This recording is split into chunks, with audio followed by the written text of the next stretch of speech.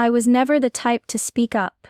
In fact, I was the exact opposite, quiet, shy, the kind of person who could sit in the back of the room and disappear.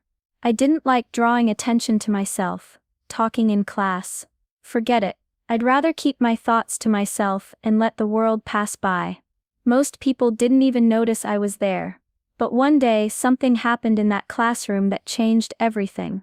It was just a single moment. One small spark that flipped the script in a way I never expected. Suddenly everyone was looking at me differently. The quiet girl they thought had nothing to say suddenly found her voice. I never imagined that my silence, something I thought protected me, would one day be used against me by someone who was supposed to protect us. Someone I trusted. But it did. And when it did, I learned just how powerful standing up could be. High school was never easy for me, but not for the reasons you might think.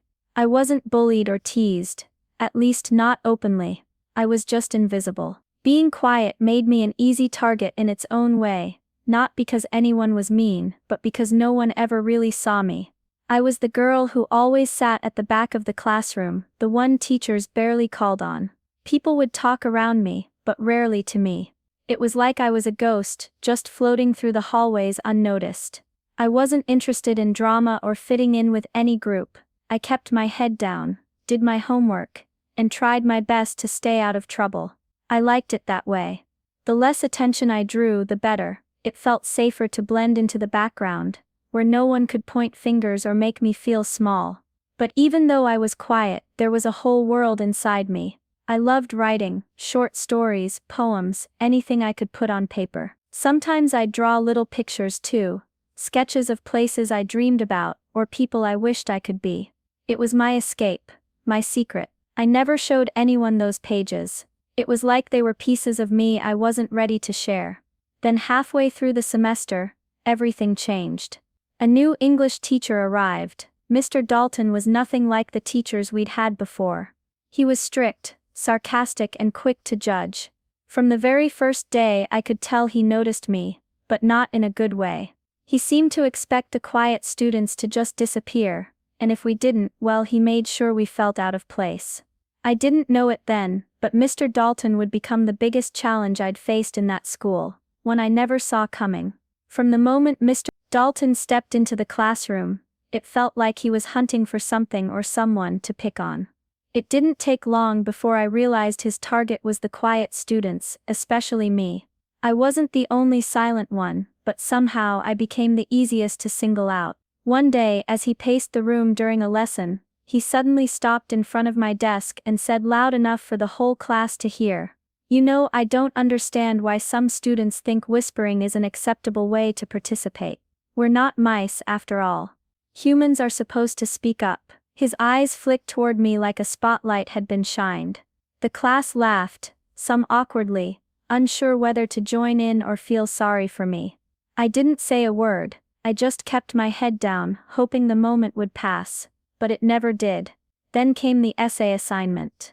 I spent hours on it, writing, rewriting, making sure every word was just right. I poured my thoughts onto the page, even if I was nervous about sharing them. When the papers were returned, mine had a bright red mark at the top, lacks voice. Needs to speak more clearly. It felt like a punch to the gut. How could something I worked so hard on be voiceless? Was my voice really that quiet, or did it even exist? I read the comments again and again, hoping I'd misunderstood, but no. Mr. Dalton's words were clear. After that, doubt settled inside me like a heavy cloud. Maybe I was too small to matter. Maybe my quietness was a flaw, not just a part of who I was. Maybe it was true that if I didn't speak up, I didn't count at all. It was a terrible feeling, being invisible, but this time because even my own voice felt like it didn't belong. One afternoon, Mr. Dalton announced he would be reading some of the essays aloud to the class. I felt a knot tighten in my stomach as he started picking names one by one. When he finally said mine, my heart sank. I didn't want everyone to hear my words, especially not him. He cleared his throat dramatically and began to read, but it quickly became clear he wasn't reading to share or appreciate. Instead, he exaggerated every sentence, changing the tone to make it sound ridiculous. When he finished, he slammed the paper down and said loud enough for the whole room, "Well, here's a perfect example of what not to do in writing." Then with a smirk, he twisted the meaning of my essay, mocking the very ideas I had carefully chosen. He said, "It's almost like she didn't understand the assignment at all. Can anyone tell me what she was trying to say here?" The class chuckled nervously. My throat tightened, and I tried to speak, to explain, to defend myself, but the words got stuck. My mouth dried up, my hands shook, and all I could do was stare at him. When I finally tried to get out a sentence, my voice trembled and stuttered. Without missing a beat, he sneered. "Ah, just as I expected. Silent on paper and stumbling when forced to speak. Typical." Heat rushed to my face, burning like fire. I could feel every pair of eyes on me, some curious, some amused, some uncomfortable. The classroom grew deathly silent. I wanted someone to say something, to stand up for me, but no one did. The silence felt heavier than any insult. The shame was unbearable. My hands clenched the edge of my desk, and before I could stop myself, I stood up and fled the room, tears blurring my vision as I ran down the hallway. I didn't stop until I was alone, crying quietly in a corner, feeling smaller and more invisible than ever before. After that day, I didn't go back to school for a few days. Every morning, I'd lie in bed, unable to face the hallways or the whispers that seemed to follow me everywhere. I felt broken, like a tiny bird with clipped wings, afraid to even try flying again.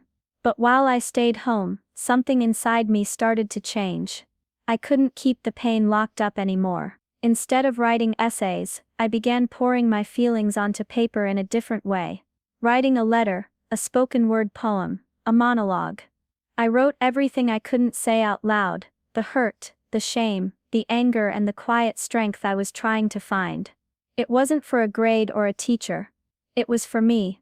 One afternoon, my best friend Emma showed up at my door.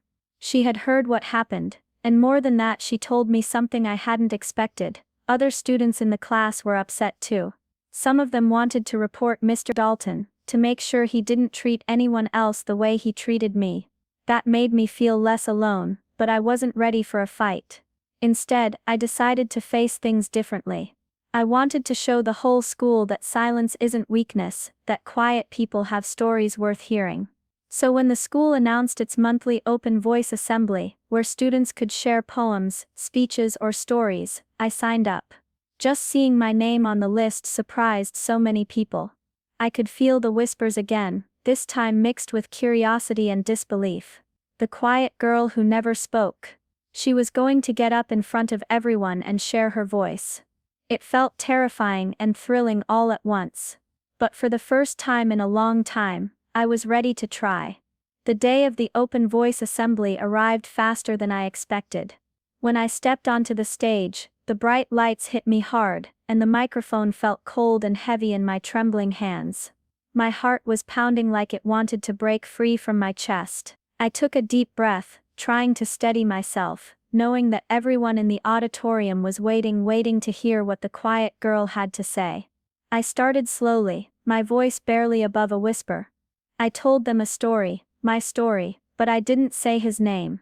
I didn't need to. I spoke about being invisible, about the weight of silence that's mistaken for weakness.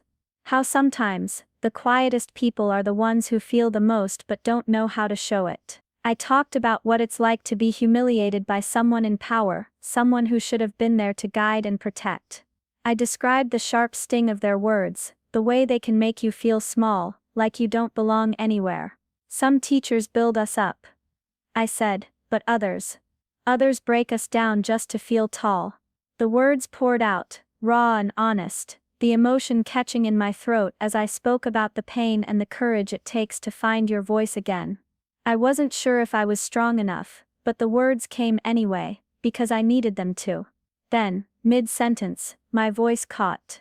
The words I'd been pouring out suddenly felt fragile, as if they might shatter if I pushed too hard. I froze for a moment, just a heartbeat, but it felt like time stretched and the entire auditorium went completely silent. Every eye was fixed on me. I could hear the faintest sound of my own heartbeat, loud and fast, pounding in my ears. For a terrifying moment, I thought I might lose everything I'd just said. I worried I'd stumble, that my courage would collapse like a house of cards. The silence was so heavy I could almost taste it, a mix of fear, anticipation, and something I couldn't quite name yet. Then, slowly, almost hesitantly, a hand clapped. Just one at first, breaking the quiet. It was soft, but enough to start something. Another hand joined, and then another. The hesitant clapping blossomed into a wave that rolled through the room. The sound grew louder and louder, filling every corner of the auditorium, until it felt like it was shaking with the noise of people standing up, cheering, clapping, not just politely, but with real genuine energy. I looked out over the sea of faces, and I saw something I hadn't seen before: pride, respect, and something that felt like hope.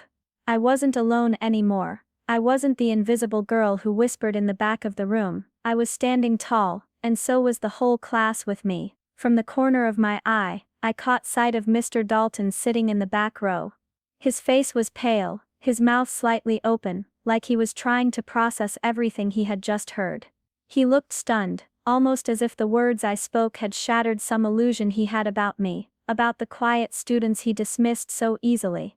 But the applause wasn't for him. It was for me, for every quiet person who ever felt unheard, unseen, or dismissed. And in that moment, I wasn't invisible anymore. I was seen, I was heard. That day marked a turning point, not just for me but for the whole class. The energy in the room had shifted, and it carried beyond the auditorium walls. After the assembly, whispers started circulating, but this time, they weren't whispers of pity or mockery, they were whispers of solidarity. One by one, other students began stepping forward with their own stories. Stories about feeling small, about being misunderstood, and sometimes about being belittled, often by the same teacher. It was like my courage had opened a door that many had been too afraid to approach before. Suddenly, the classroom wasn't a place of silence anymore. It became a space for truth, for voices that had been trapped in shadows to finally speak up. A group of us came together and wrote a letter to the principal. We shared everything, our experiences, our fears, and the way we wanted to feel safe in a place meant for learning. We weren't trying to cause trouble, or get someone in trouble. We just wanted respect. We wanted to be treated like human beings, not problems to be ignored or dismissed. The school listened, they took our letter seriously. Quietly, they started an investigation. We didn't know all the details, but slowly, we heard that changes were being made. Before long, Mr. Dalton was removed from his position. It wasn't a victory parade, or a public announcement, just a quiet step toward making things right. The apology I received wasn't just from the school administration, it came from some of my classmates too. People who had never talked to me before, told me how much they admired my courage. They said I had given them hope, and the strength to stand up for themselves. For the first time, I felt something real and deep: respect. Not pity, not sympathy, but respect. It was a feeling I had never experienced before, and it stayed with me. It made me realize that sometimes, the quietest voices can carry the strongest messages, and that standing up, even when it's terrifying, can change everything. People who had barely ever spoken to me before, started treating me differently. They asked me questions, listened when I talked, and even invited me to join groups. I surprised myself by joining the debate team, not because I wanted to argue, but because I wanted to speak. I wanted to use my voice, on my own terms, and to remind myself that silence doesn't mean hiding, it means choosing when to be heard. I've learned that silence isn't weakness, it's not about hiding or being less than. Sometimes, silence is a choice, a peaceful place where we gather our thoughts and protect ourselves. But forced silence, that's something else entirely. It's painful, it's lonely, it's being made small when you're already trying to grow. I don't want to become loud or change who I am. I still prefer quiet moments, the calm and the chaos, but now, when I choose to speak, I do it with strength.